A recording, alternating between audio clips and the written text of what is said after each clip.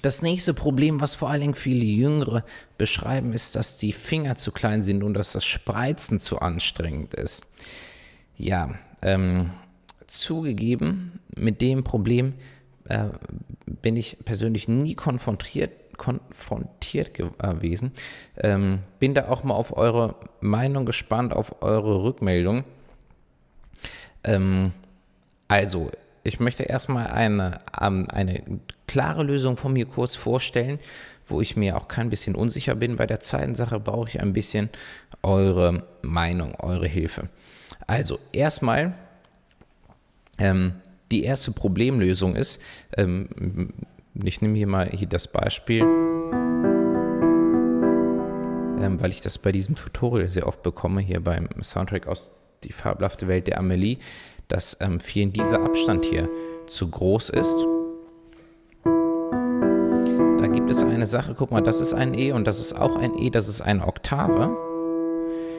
Und es ist zwar ein bisschen schade vielleicht, aber es ist kein Problem, wenn du einen Ton davon weglässt. Ne, dass das Ganze dann nicht so gespielt wird, sondern vereinfacht. Ne, hier oben den Ton muss er nicht mitspielen.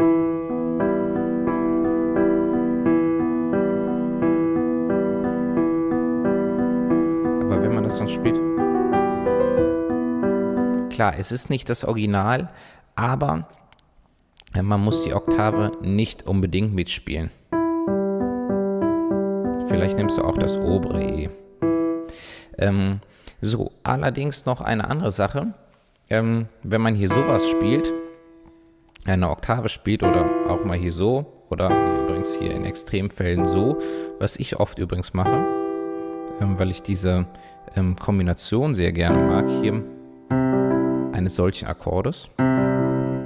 So, aber das ist zum Beispiel für mich auch schon sehr breit. Und da ist es kein Problem, einfach das Ganze nacheinander zu spielen. So, und wenn ich jetzt das Pedal halte,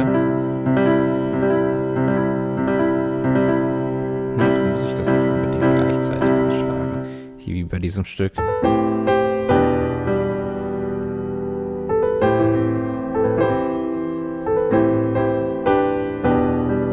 Hier nehme ich das E zum Beispiel, das G hier oben, ein bisschen später. Ja, also Töne nacheinander anzuschlagen oder einfach in der Oktav wegzulassen. So, das ist definitiv ein Problem. Vielleicht ein bisschen schade, aber keine Sorge, die Finger wachsen ja auch. Ja, ansonsten die Finger zu spreizen. Also ich bin jetzt kein Arzt, aber ich kann mir vorstellen, dass das auch eine ganz normale Dehnübung ist. Ne? Also ich mache sehr viel Sport. Ich habe früher viel Sport gemacht und ich weiß, dass man sich halt erstmal warm läuft und anschließend dehnt.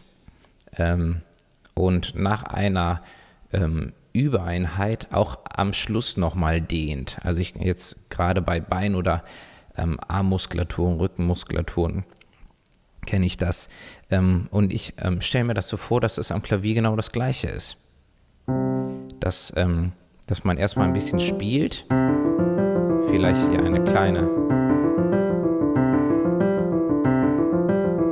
Übung, so dass die Finger leicht warm werden, dass man sie dann auch ein bisschen, ne, also ich merke ja auch, dass ich die Finger so dehnen kann. Und ich denke auch, ja, irgendwie habe ich jetzt den Eindruck schon, dass mir das hier schon leichter fällt als zuvor. Okay, ich gehe hier übrigens auch, das ist vielleicht auch noch ein kleiner Tipp, ein bisschen unterhalb. Also ich schlage die Tasten hier fast schon von der Seite an. Also ich berühre diese beiden Tasten nicht, weil ich hier wirklich, schau mal hier,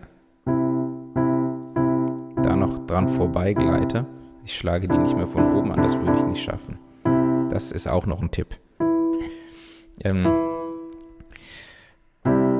Ja, und dann am Schluss einer Übereinheit vielleicht erstmal nicht übertreiben beim ersten Mal, sondern dann wieder eine kleine Pause machen, am Schluss nochmal ein bisschen dehnen und am nächsten Tag das gleiche nochmal. Und ich kann mir vorstellen, wenn man das eine Zeit lang macht, 2 Wochen lang regelmäßig seine Finger ein bisschen dehnt, dass das funktionieren kann. Aber ich bin sehr auf auf deine Meinung gespannt. Vielleicht haben wir noch einen Arzt unter uns oder jemand, der sich mit sowas besonders auskennt.